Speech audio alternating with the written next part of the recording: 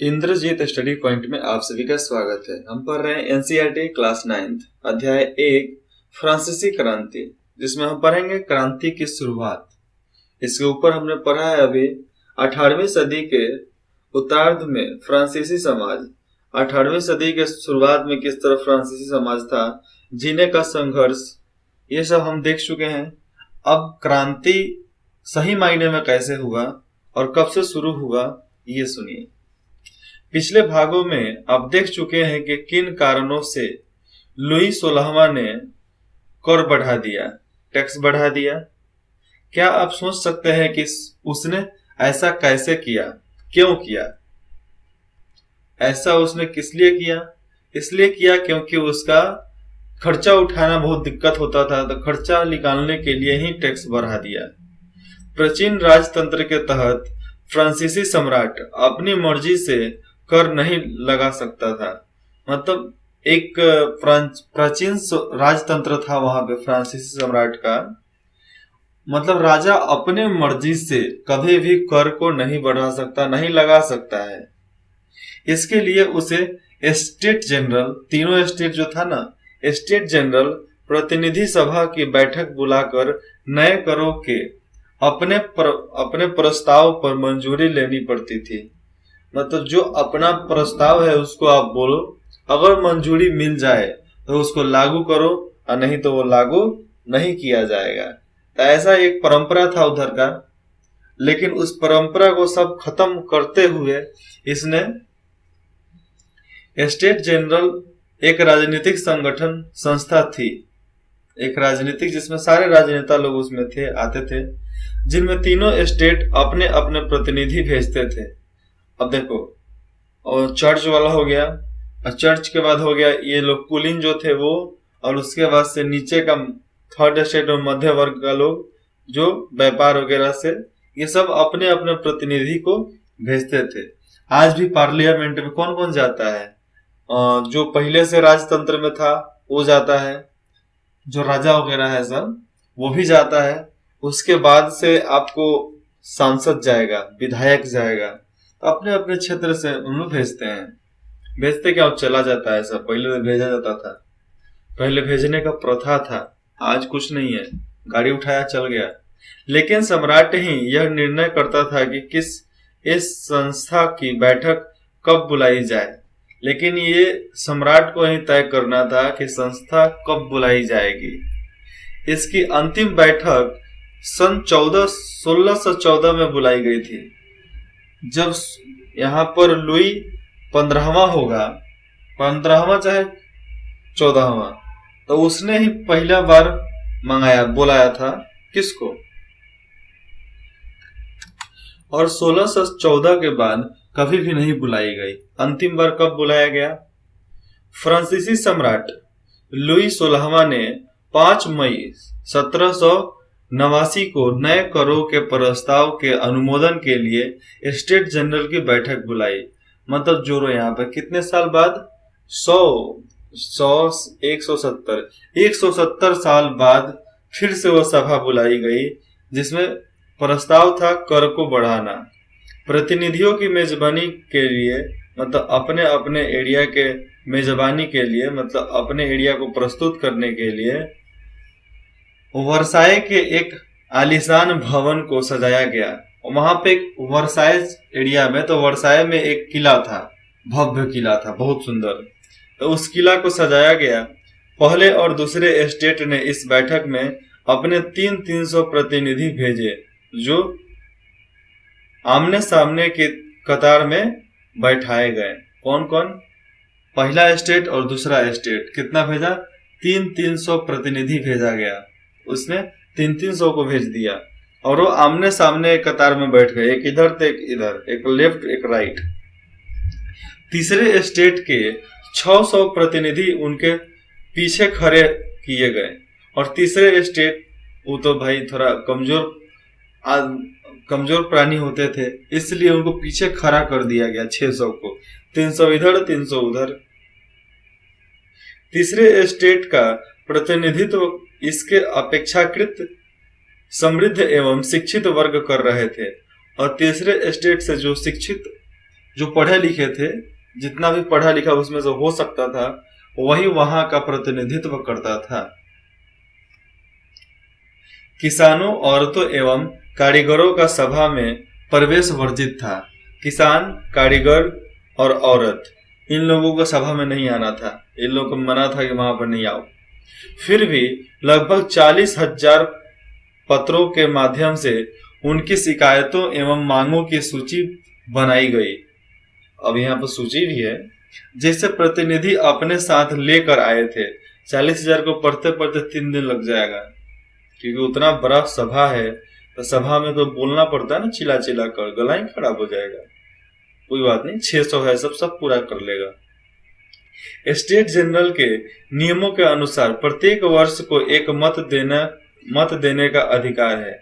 मतलब जितना भी स्टेट है उसको मिलकर एक वोट देना है, हाँ या ना, बस। इस बार भी लुई 16वां इसी प्रथा का पालन करने के लिए दृढ़ प्रतिज्ञ था। मतलब एकदम सोच लिया था कि हम आपकी ये परंपरा को निभाएंगे, इसका पालन हम करेंगे। परंतु तीसरे वर्ग के प्रतिनिधियों ने मांग रखी कि अब की बार, मतलब इस बार पूरी इस सभा द्वारा मतदान कराया जाना चाहिए। मतलब जितने लोग हैं इनके सबसे मतदान करानी चाहिए। तीसरे स्टेट के जो प्रतिनिधि थे वो बोले, जिनमें प्रत्येक सदस्यों को एक मत देने का अधिकार होगा। वहां पर भी इलेक्शन वोट, यह एक लोकतांत्रिक सिद्धांत था, जिसे मिसाल के तौर पर रूसों ने, वहां पर जो रूसियों, जितना भी वहां के लोग थे, रूसों ने अपनी पुस्तक द सोशल कॉन्ट्रैक्ट में प्रस्तुत किया है। एक बुक है सोशल कॉन्ट्रैक्ट, उसमें इस सब के बारे में बताया गया है। जब सम्राट ने इस प्रस्ताव को अस्वीकार कर दिया, अब इस प्रस्ताव को सम्राट क्या किया, अस्वीकार कर दिया, मना कर दिया, तो तीसरे स्टेट के प्रतिनिधि विरोध जताते हुए सभा से बाहर चले गए। अब तीसरे स्टेट से कितने लोग आए थे, 600 लोग आए थे, तो 600 लोग विरोध जताने के लिए सभा से बाहर चले गए। अब एक आदमी रहता तो कोई दिक्कत रहता, अब 600 को आप सजा थोड़े सुना सकते हो। 600 लोग कम नहीं होता है, बहुत ज्यादा होता है। तीसरे स्टेट के प्रतिनिधि खुद को संपूर्ण फ्रांसीसी साम्राज्य का प्रवक्ता मानते थे। मतलब वो समझते थे कि हम फ्रांसीसी राष्ट्र का हम प्रवक्ता हैं सम्राट के लिए। एक तरह से हम ही एक नया मूवमेंट ला सकते हैं, क्योंकि सबसे ज्यादा जनसंख्या किसमें था, तीसरे स्टेट वाले में से था। तो तीसरा स्टेट का तो बात मानना ही चाहिए इनको। 20 जून को ये प्रतिनिधि वर्साए के इंडोर टेनिस कोर्ट में जमा हुए, और ये सारे लोग 20 जून 1789 को ये लोग वर्साए के इंडोर टेनिस, वहां पर एक फील्ड था, वहां पर ये लोग जमा हुए मैदान में। उन्होंने अपने आप को नेशनल असेंबली घोषित कर दिया। मतलब पूरे उस देश का एक संगठन घोषित कर दिया। शपथ ली कि जब तक सम्राट की शक्तियों को कम करने वाला संविधान तैयार नहीं किया जाएगा, तब तक असेंबली भंग नहीं होगा। और ये लोग सोच लिए कि जब तक एक नया संविधान सम्राट के शक्तियों को कम करने वाला तैयार नहीं हो जाता है, तब तक ये असेंबली भंग नहीं होगा, संगठन नहीं टूटेगा। उनका नेतृत्व मिराबोयो आबे सीए ने किया। ये दो ही लोग थे, मिराबोयो और आबे सीए ने किया था। मिराबोये का जन्म कुलीन परिवार में हुआ था। मतलब ये एक तरह से समझो कि राजघराने का ही था, लेकिन वह सामंती विशेष अधिकारों वाले समाज को खत्म करने की जरूरत से सहमत था। मतलब ये चाहता था कि सामंती विशेष अधिकार जो मिलता है जन्मजात पैदा होते, उसको खत्म कर दिया जाए, तभी तो वो राजा बनता ना अगला। इसीलिए ये दोनों ही आगे चल के प्रधानमंत्री बने, वहां के प्रधानमंत्री और राष्ट्रपति आजाद करवाए और राष्ट्रपति बने, तो राज तो इन्हीं का हुआ। उस तरह राज तो होता नहीं, इसी तरह राज सही। जंग और पैसा कमाने में सब कुछ होता है, सब करना चाहिए, लेकिन गलत तरीके से नहीं, सही तरीके से करनी चाहिए। उसने एक पत्रिका निकाली, पेपर, जिस तरह हम लोग पोस्टर बोलते हैं आज, पत्रिका निकाली, वर्साय में जुटी भीड़ के समक्ष जोरदार भाषण भी दिए, और एक ऐसा भाषण भी दिया जिससे पूरा एकदम वर्साय हिल गया। आबे सीए मूलतः पादरी था, पादरी मतलब चर्च में वाला पादरी था। उसने तीसरा एस्टेट क्या है, तीसरा एस्टेट क्या है उसने कहा, शीर्षक के एक अत्यंत प्रभावशाली प्रचार पुस्तिका, एक है पुस्तिका का नाम है पैम्पलेट, लिखी, और एक पुस्तक की पैम्पलेट लिखी। ये आप देख लो, ये जानना जरूरी है। कुछ महत्वपूर्ण तिथियां: 1774 लुई 16वां फ्रांस का राजा बना। सरकारी खजाना खाली हो चुका है और प्राचीन राजतंत्र के समाज में असंतोष गहराता जा रहा है। 1789 स्टेट जनरल का आह्वान, तृतीय स्टेट नेशनल असेंबली का गठन करता है। बस्तिल पर हमला, देहात में किसानों का विद्रोह, सब हुआ था 1789 में।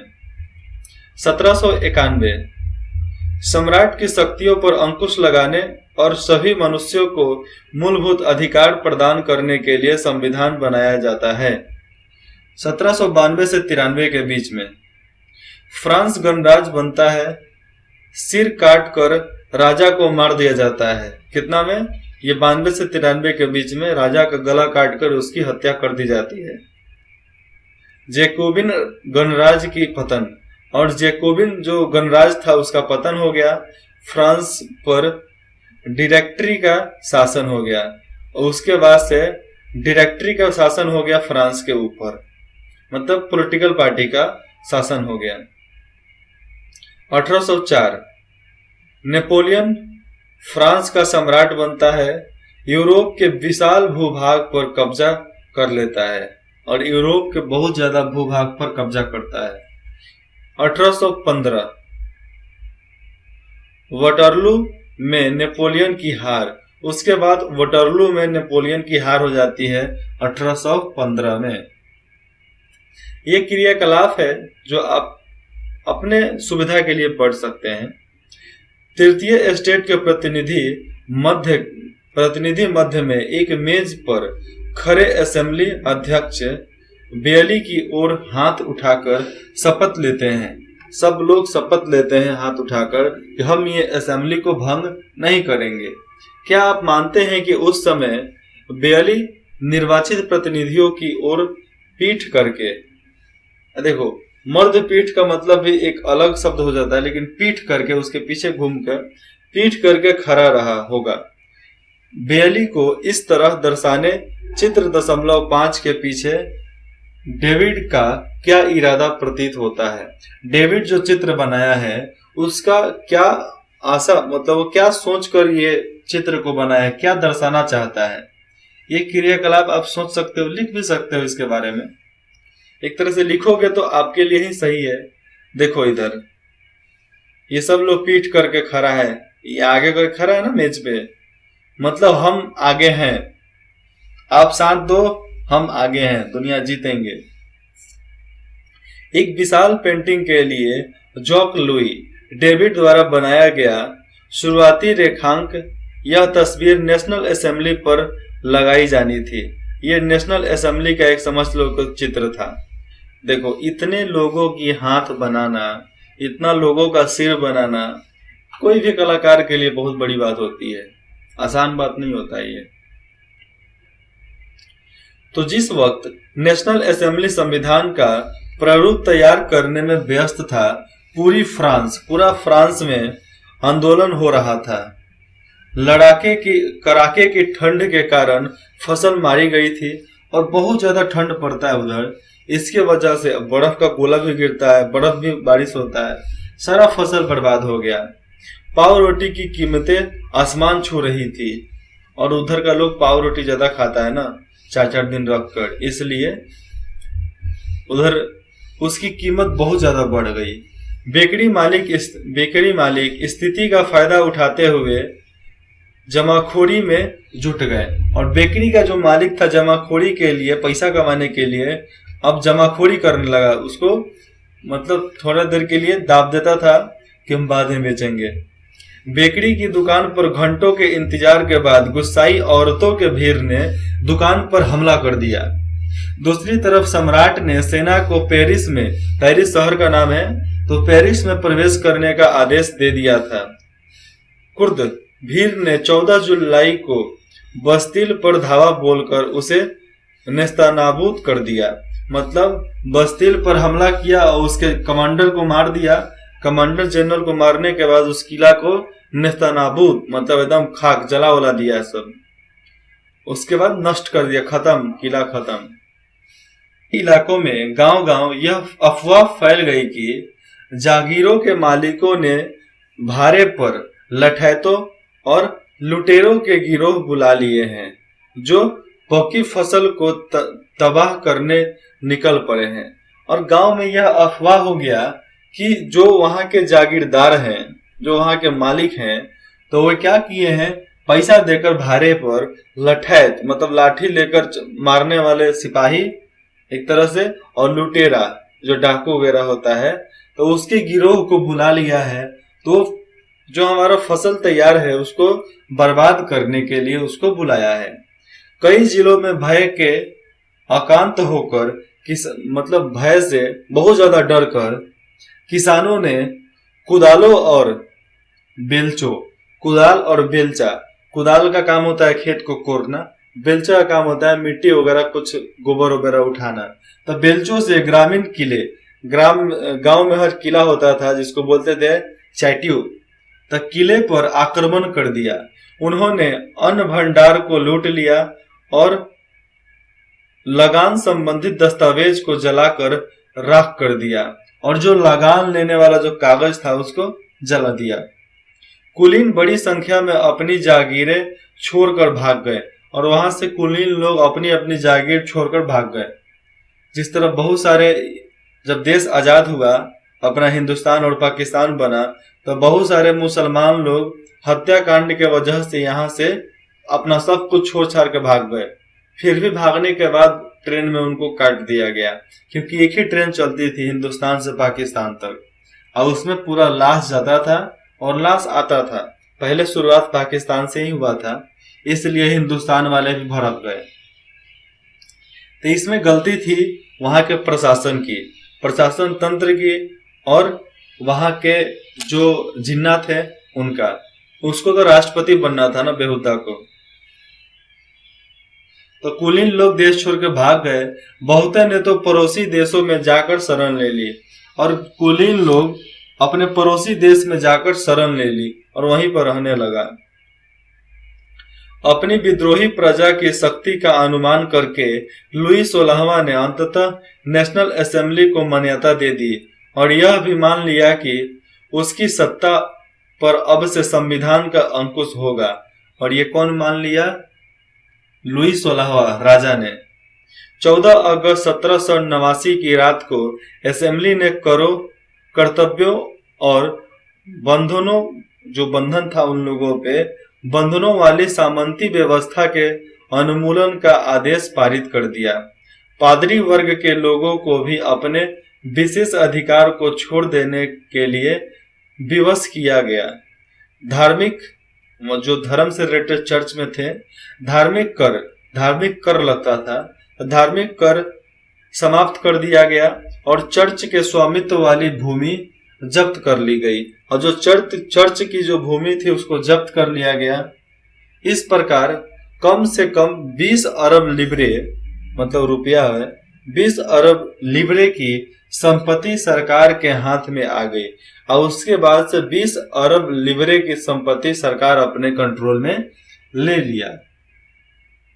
ये चित्र देखो, भय की लहर का प्रसार, भय की लहर के अभिप्राय इलाके। अब देखो, डर के मारे जो लोग हमला किए थे वो हरा कलर का है, और लाल कलर का है 1789 की शुरुआत में विद्रोह वाले क्षेत्र।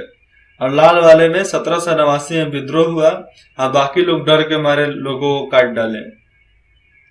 मानचित्र से पता चलता है कि किस तरह किसानों के जत्थे एक जगह से दूसरी जगह फैलते गए, मतलब एक तरह से दूसरे जगह पे अफवाह फैलता गया।